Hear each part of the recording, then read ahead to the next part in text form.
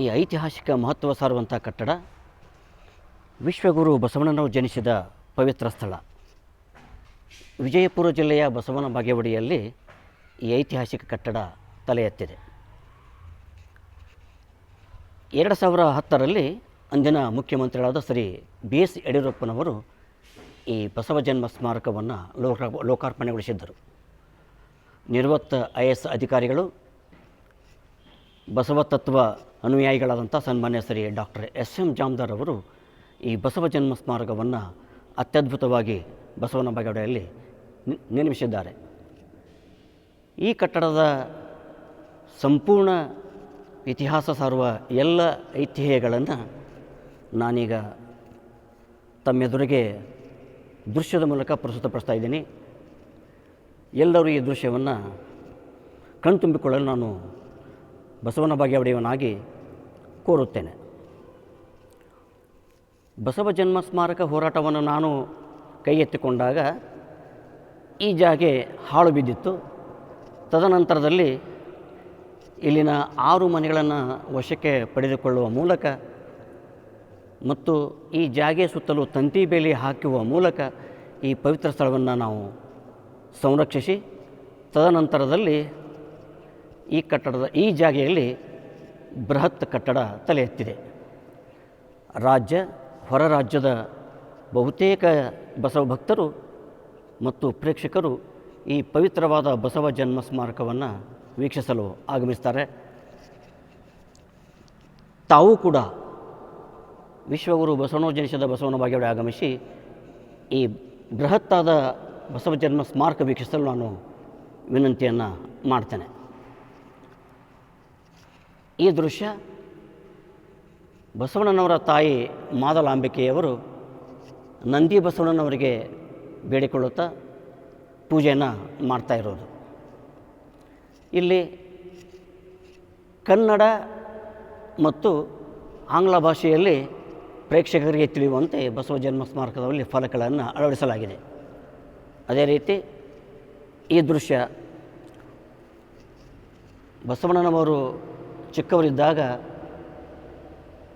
ಉಪನಯನವನ್ನು ತಿರಸ್ಕರಿಸಿದ್ದ ಈ ದೃಶ್ಯ ತಾವು ಬಸವ ಜನ್ಮ ಸ್ಮಾರಕದಲ್ಲಿ ಕಾಣಬಹುದು.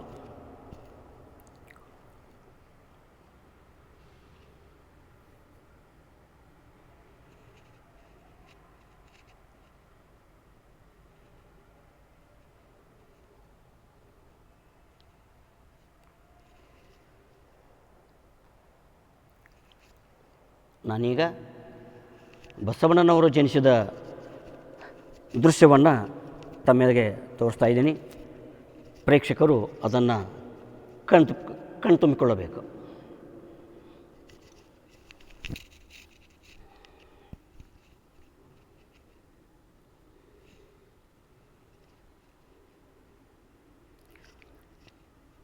ಇಲ್ಲಿ ಶಿಶು ಬಸವ ತಾಯಿ ಮಾದಲಾಂಬಿಕೆಯರ ತೊಡೆಯ ಮೇಲೆ ಕುಳಿತು ಉಲ್ಲಾಸಭರಿತರಾಗಿ ಮಲಗಿಕೊಂಡಿದ್ದಾರೆ. ಆ ದೃಶ್ಯವನ್ನು ತಾವಿಲ್ಲಿ ಕಣ್ತುಂಬಿಕೊಳ್ಳಬಹುದು. ಮಾದಲಾಂಬಿಕೆಯ ಹಿಂಭಾಗದಲ್ಲಿ ಅತ್ಯಾಕರ್ಷಕವಾದ ತೂಗು ತೊಟ್ಟಿಲಿದೆ. ಇದೇ ತೊಟ್ಟಿಲಲ್ಲಿ ಪ್ರತಿ ಬಸವ ಜಯಂತಿಯಂದು ಶಿಶು ಬಸವನನ್ನು ತೊಟ್ಟಿಲಲ್ಲಿ ಹಾಕುವ ಮೂಲಕ ಅರ್ಥಪೂರ್ಣವಾಗಿ ಬಸವ ಜಯಂತಿಯನ್ನು ಇಲ್ಲಿ ಆಚರಣೆ ಮಾಡಲಾಗ್ತಾಯಿದೆ. ಆತ್ಮೀಯ ಪ್ರೇಕ್ಷಕರೇ, ಬರುವ ಏಪ್ರಿಲ್ 20ರಂದು ಬಸವ ಜಯಂತಿ ಇದೇ ಸ್ಥಳದಲ್ಲಿ ಅತ್ಯದ್ಭುತವಾಗಿ ಆಚರಣೆಗೊಳ್ಳುತ್ತಿದೆ. ಆದರೆ ಒಂದು ಏನು ನೋವಿನ ಸಂಗತಿ ಅಂತಂದರೆ, ವಿಶ್ವಗುರು ಬಸವಣ್ಣನವರು ಜನಿಸಿದ ಬಸವನ ಬಾಗೇವಾಡಿಗೆ ಸನ್ಮಾನ್ಯ ಶ್ರೀ ಮುಖ್ಯಮಂತ್ರಿಗಳು ಆಗಮಿಸಿ ಬಸವ ಜಯಂತಿ ಕಾರ್ಯಕ್ರಮದಲ್ಲಿ ಪಾಲ್ಗೊಳ್ಳಬೇಕು ಎಂಬುವ ಒತ್ತಾಯ ಹಾಗೂ ಬಸವ ಭಕ್ತರ ಆಗ್ರಹಕ್ಕೆ ಇಲ್ಲಿವರೆಗೂ ಮನ್ನಣೆ ಸಿಗ್ತಾ ಇಲ್ಲ. ರಾಜ್ಯ ಸರ್ಕಾರದ ಯಾವುದೇ ಮುಖ್ಯಮಂತ್ರಿಗಳಿರಲಿ, ಅವರು ಈ ಪವಿತ್ರ ಸ್ಥಳದಲ್ಲಿ ಆಚರಣೆಗೊಳ್ಳುವಂಥ ಬಸವ ಜಯಂತಿ ಆಗಮಿಸಬೇಕು. ಅವರು ಆಗಮಿಸುವ ಮೂಲಕ ಬಸವ ಜಯಂತಿಯಲ್ಲಿ ಪಾಲ್ಗೊಂಡು ಅದರ ಐತಿಹ್ಯವನ್ನು ಸಾರಬೇಕು ಅನ್ನುವುದು ನನ್ನನ್ನಾದಿಯಾಗಿ ಸಮಸ್ತ ಬಸವ ಭಕ್ತರ ಆಶೆ ಮತ್ತು ಒತ್ತಾಸೆಯಾಗಿದೆ.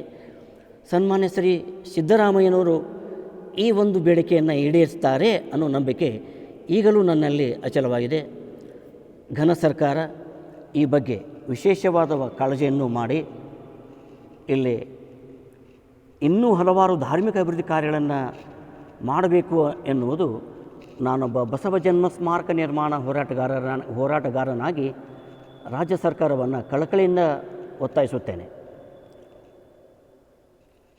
ಈ ಬಸವ ಜನ್ಮ ಸ್ಮಾರಕದ ಪಕ್ಕದಲ್ಲಿನ ಇನ್ನೂ ಹಲವಾರು ಮನೆಗಳನ್ನು ಸರ್ಕಾರ ವಶಪಡಿಸಿಕೊಂಡು ಅಲ್ಲಿ ಆ ಸರ್ಕಾರ ತೆಗೆದುಕೊಳ್ಳುವ ಮನೆಗಳಿಗೆ ಸೂಕ್ತ ಪರಿಹಾರ ಮತ್ತು ಸಮರ್ಪಕ ನಿವೇಶನವನ್ನು ಕೊಟ್ಟು ಇಲ್ಲಿ 200 ಅಡಿ ಎತ್ತರದ ವಿಶ್ವಗುರು ಬಸವಣ್ಣನವರ ಮೂರ್ತಿ ಪ್ರತಿಷ್ಠಾಪನೆ ಜೊತೆಗೆ ಉದ್ಯಾನವನ, ಅದರೊಂದಿಗೆ ಬಸವಾದಿ ಪ್ರಮಥರ ಮೂರ್ತಿಗಳನ್ನು ಇಲ್ಲಿ ಅನಾವರಣ ಮಾಡಬೇಕು ಎನ್ನುವುದು ನನ್ನ ಒತ್ತಾಯ. ಜೊತೆಗೆ ಸಮಸ್ತ ಬಸವ ಭಕ್ತರ ಒತ್ತಾಸೆಯಾಗಿದೆ. ಆದರೆ ಸರ್ಕಾರ ಅದೇಕೋ ಬಸವ ಜನ್ಮಸ್ಥಳ ಬಸವನ ಬಾಗೇವಾಡಿಯತ್ತ ಕಣ್ಣು ಹಾಯಿಸ್ತಿಲ್ಲ, ಗಮನ ನೀಡ್ತಿಲ್ಲ. ಬಸವ ಜನ್ಮಸ್ಥಳ ಬಸವನ ಬಾಗೇವಾಡಿಗೆ ಸರ್ಕಾರ ಬಸವನ ಬಾಗೇವಾಡಿ ಅಭಿವೃದ್ಧಿ ಪ್ರಾಧಿಕಾರ ರಚನೆ ಮಾಡಿತು. ಆದರೆ ಅದಕ್ಕಾಗಿ ಅನುದಾನವನ್ನು ನೀಡ್ತಿಲ್ಲ. ಈ ಹಾಲಿ ಸರ್ಕಾರ ದಯಮಾಡಿ ಬಸವ ಜನ್ಮಸ್ಥಳ ಬಸವನ ಬಾಗೇವಾಡಿಗೆ ವಿಶೇಷವಾದಂಥ ಅನುದಾನವನ್ನು ನೀಡಿ ಇನ್ನೂ ಇಲ್ಲಿ ಹಲವಾರು ಅಭಿವೃದ್ಧಿ ಕಾರ್ಯ ಆಗಲಿ ಅನ್ನೋದು ಬಸವ ಜನ್ಮ ಸ್ಮಾರಕ ನಿರ್ಮಾಣ ಹೋರಾಟಗಾರನಾಗಿ, ಒಬ್ಬ ಸಾಹಿತಿಯಾಗಿ, ಒಬ್ಬ ಪತ್ರಕರ್ತನಾಗಿ ನಾನು ರಾಜ್ಯ ಸರ್ಕಾರವನ್ನು ವಿನಂತಿ ಮಾಡ್ತೇನೆ.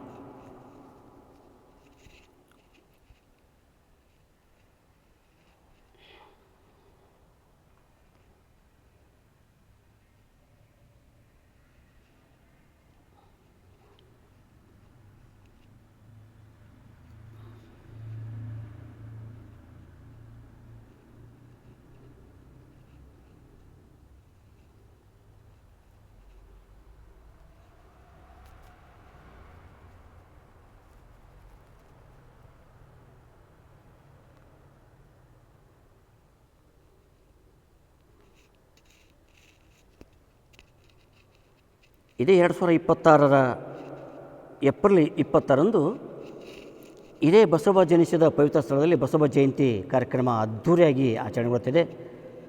ರಾಜ್ಯದ ಹೊರ ರಾಜ್ಯದ ಸಮಸ್ತ ಬಸವ ಭಕ್ತರು ಈ ಪವಿತ್ರ ಸ್ಥಳಕ್ಕೆ ಆಗಮಿಸಿ ಬಸವ ಜಯಂತಿಯಲ್ಲಿ ಆಗಮಿಸಲು ಪಾಲ್ಗೊಂಡು ವಿಶ್ವಗುರು ಬಸವಣ್ಣನವರ ಕೃಪೆಗೆ ಪಾತ್ರರಾಗಲು ನಾನು ವಿನಂತಿಯನ್ನು ಮಾಡ್ತಾ ಈ ದೃಶ್ಯ ವೈಭವವನ್ನು ಮುಕ್ತಾಯ ಮಾಡ್ತೇನೆ.